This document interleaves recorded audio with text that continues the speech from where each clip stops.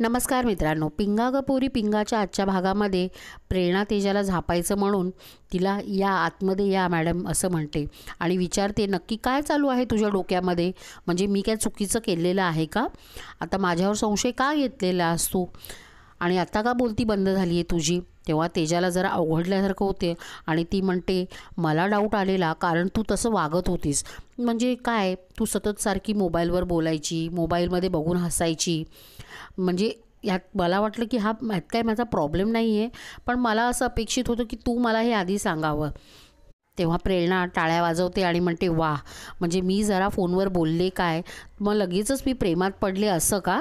आणि लगेच काहीतरी लपवते असं तू जजगिरीच करतेस का? तेव्हा मिठ्ठू तिथे येते.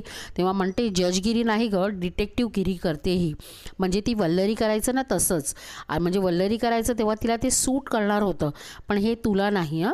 आणि हे जर वल्लरीला कळलं ना, ते तुला तू सोडणारसुद्धा नाही आहे. आणि हो, प्रत्येक गोष्टीत संशय घेणे बंद कर.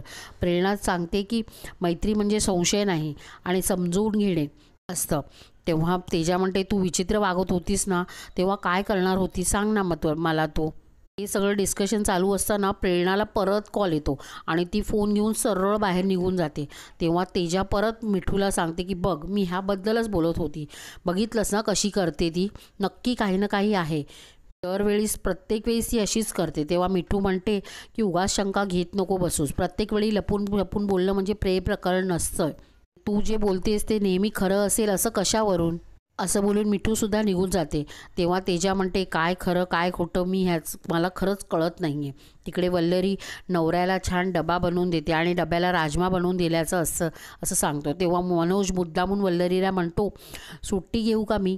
तेव्हा वल्लरी त्याला नाही म्हणत ऑफिसला पाठवते आणि ऑफिसला जाताना मुद्दामून तो वल्लरीला म्हणतो, मला तुझी आठवण येईल. आई तिथे बसलेली असल्यामुळे तो आईला चिडवण्यासाठी तिला प्रेमाने बाय करतो आणि निघून जातो. तेव्हा वल्लरीच्या सासूला ते सगळं बघून खूप चीड येत असते आणि म्हणते, ह्या दोघांचं काय इतकं प्रेम असते, जगाचं काही भानच राहिलेलं नसतं. आणि वल्लरी निघण्याच्या तयारीत असते. तेव्हा वल्लरीची सासू मनात विचार करते, आता घर वाऱ्यावर सोडून निघून जाईल, आता काढते हिची सगळी वकीलकरी, थांब जरा. वल्लरी जरा किचनमधून आतमध्ये जाते. तेव्हा वल्लरीची सासू उठते आणि तिथून वाटीभर तेल घेते आणि दाराच्या इथे मुद्दामून आणून सांडून देते, जेणेकरून वल्लरी पडेल. पण वल्लरी ऑफिसला निघण्यासाठी जाते आणि सगळा स्वयंपाक झालेला आहे असं सांगते आणि सासूला काळजी घ्या, मी थोडे उशिरा होईल असं सांगून निघतच असते. तिचा पाय त्या तेलावर पडणार तितक्यात ती मोबाईल विसरते आणि परत जाते. परत तिचा पाय तिथे त्या तेलावर पडणार तितक्यात ती छत्री विसरते, म्हणून ती परत आतमध्ये जाते. आणि ह्या सगळ्यांमध्ये निलिमाताई तिथे येतात आणि त्या तेलावरून पाय घसरून पडतातसुद्धा. तेव्हा वल्लरी त्यांना उचलून बेडवर बसवते. वल्लरी निलिमाताईंना विचारते, तुम्ही कशा पडल्या? निलिमाताई म्हणतात, मी दूध घ्यायला आलेली आणि तुम्ही तेल सांडून ठेवलेलं आहे आणि तेल सांडले म्हणून वल्लरीला थोडा डाऊट येतो. वल्लरी त्यांना पाणी आणून देते. तेव्हा निलिमाताई वल्लरीला म्हणतात की इतका माजोरडापणा कशाला आला आहे की दारात तेल सांडून ठेवलेलं आहे, किडे पडतील त्याच्या सडक्या मेंदूमध्ये असं सुद्धा म्हणते. तेव्हा वल्लरी म्हणते, मला ऑफिसला जायला उशीर झालेला आहे, मी निघते असं बोलून निघून जाते. तेव्हा निलिमाताई पल्लवीच्या सासूला म्हणतात की तुम्हाला काय वाटतं, कोणी सांडलं असेल हो ते तेल? तेव्हा वल्लरीची सासू म्हणते, म्हणजे ते तेल मीच सांडलेलं आहे, म्हणजे तुमच्यासाठी नाही हं, वल्लरी पडावी म्हणून मी टाकलेलं. तेव्हा सगळा प्रकार निलिमाताईंच्या लक्षात येतो. वल्लरीची सासू ते सगळं तेल पुसून घेते आणि म्हणते, गावाकडची माझी मोठी सून माझ्या शब्द खाली पडू देत नाही, पण ही वल्लरी माझ्या डोक्यात जाते नुसती. तेव्हा निलिमाताई म्हणतात, हो म्हणूनच तुम्ही तिला पाडायचा प्लॅन केलेलात ना? तेव्हा वल्लरीची सासू म्हणतात, हो, लग्न झाल्या हिने माझ्या मुलाला मुठीत करून घेतलेलं आहे. आणि निलिमाताई म्हणतात की तुमचा प्लॅन कळला, पण तुम्ही एक चूक काय केली माहिती आहे? ते तेल दारात टाकण्यापेक्षा तुम्ही किचनमध्ये टाकलं असतं ना, तेव्हा वल्लरी नक्की पडलेली असती. तेव्हा वल्लरीची सासू म्हणते, हो अरे हो, याचा अर्थ असा आहे ना की तुम्ही तुमच्या सुनेला अगदी मुठीत ठेवलं असणार ना?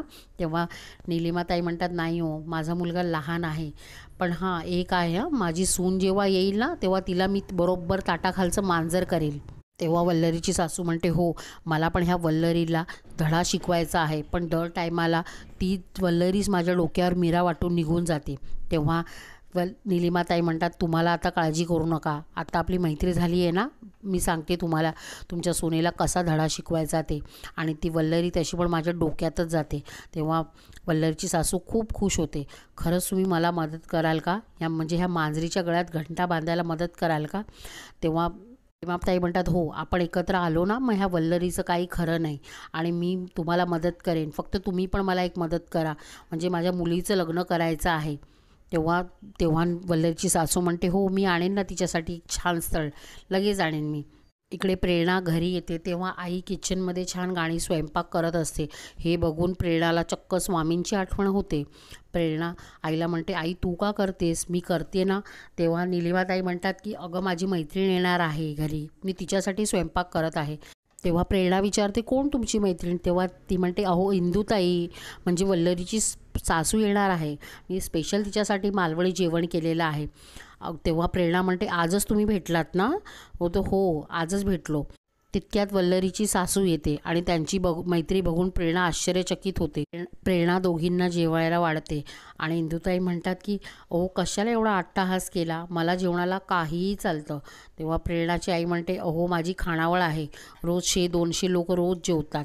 त्या दोघींच्या छान गप्पा रमलेल्या असतात. तेव्हा तेजा आणि मिठूसुद्धा येतात आणि त्या दोघी बघून तिथे शॉक होतात. तेव्हा वल्लरीची सासू म्हणते, हो या तेजा आणि मिठू, बघा तुमच्या घरात मीच आधी जेवत आहे. तेव्हा वल्लरीची सासू खायला एक हिरवी मिरची मागते. तेजा आणि मिठूला या दोघींची मैत्री कधी झाली हा प्रश्न पडलेला असतो. तेव्हा मिठू म्हणते, या दोघी एकत्र आल्यात म्हणजे काहीतरी खिचडी नक्कीच शिजवत असतील. तेव्हा वल्लरीची सासू म्हणते, काय चव आहे हो तुमच्या जेवणाला, म्हणजे माझ्या वल्लरीच्या हातचं जेवण खाऊन कंटाळा आलेला. तेव्हा अजून जेवण मागून घेतात. तेव्हा मिठू म्हणते, राहू आणि केतू एकत्र आल्यासारखे हे दोघी राहतात आणि त्या गपचूप प्रेरणालासुद्धा बोलवतात आणि त्या दोघींची मैत्री बघून मला धडकी भरलेली आहे असं मिठू सांगते.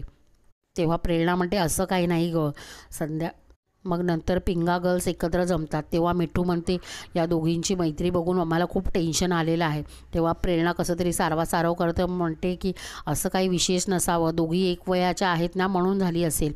तेव्हा वल्लरीसुद्धा तिच्या होला हो म्हणत, हो दोघी एकत्र एक वयाच्या आहेत म्हणून झाली असेल त्यांची मैत्री. तेव्हा तेजा म्हणते, तुम्ही जरा प्रॅक्टिकल विचार करा, त्यांची काय बाजू घेत आहे, त्या दोघी कशा आहेत तुम्हाला माहिती आहे ना. तेव्हा मिठू म्हणते, राडा तर होणारच आहे. तेव्हा प्रेरणा, नाही असं काही असणार नाही, बोलून काय म्हणतील त्या दोघी, सिरियलबद्दल जेवणाबद्दल बोलतील आणि त्यांच्या मैत्रिणी आपल्याला काय प्रॉब्लेम होणार आहे. तेव्हा तेजा म्हणते, हो ठीक आहे, काही प्रॉब्लेम होऊ नये अशी आपण आशा करू शकतो. आणि वरून हे सुद्धा म्हणते, त्या दोघी एकत्र आल्या आणि त्या काहीच गोळ घालणार नाही याची शक्यता जरा कमी आहे. इथे वल्लरीची सासूला निलिमाताई छान चहा करून देतात आणि म्हणतात की माझ्या प्रेरणासाठी मी मुलगा बघत असल्याचे सांगते. तेव्हा वल्लरीची सासू म्हणते, जे स्थळ येईल ना तिथे उरकून टाका, उशीर करू नका. तेव्हा प्रेरणाची आई म्हणते, मला असा मुलगा हवा आहे ना की जो लग्नानंतर आम्हालासुद्धा पैसे देईल. तेव्हा वल्लरीच्या सासूला हे बघून नवलच वाटतं. ती म्हणते, आजकाल नवऱ्याला बायकोचा खर्च होत नाही, तो तुमचा कसा खर्च करेल. तेव्हा प्रेरणाची आई म्हणते की प्रेरणा आहे ना, आमची चालता फिरता ATM मशीन आहे आणि मला असा जावई हवा आहे की जो म्हणेल की तुझ्या लग्नानंतर तुझा सगळा प्रकार आईला दे. तेव्हा वल्लरीची सासू म्हणते, या जगामध्ये आज्ञाधारक सून आणि पैसे देणारा जावई शोधणं म्हणजे हातात कटोरा घेऊन वाळवंटात पाणी शोधण्यासारखं आहे. तरी पण आपण काहीतरी करू असं म्हणते आणि तिला दिलासा देते आणि आजचा भाग संपतो. आणि इकडे पिंगा गर्ल्स चौघी मिळून काहीतरी प्लॅन करतात. तेव्हा वल्लरीच्या डोक्यात एक भन्नाट प्लान असतो आणि म्हणते की मी साधी आहे पण मी मूर्ख नाही आहे. तुम्ही आज सगळ्यांनी मला मिळून पार्टी द्यायची, मला म्हणजे आणि माझ्या नवऱ्याला. सगळ्यांना प्रश्न पडतो, पार्टी. आता बघूया वल्लरीच्या डोक्यात काय प्लॅन आहे ते. आणि आजचा भाग तुम्हाला हे कसा वाटला हे आम्हाला कमेंट्समध्ये नक्की सांगा. धन्यवाद.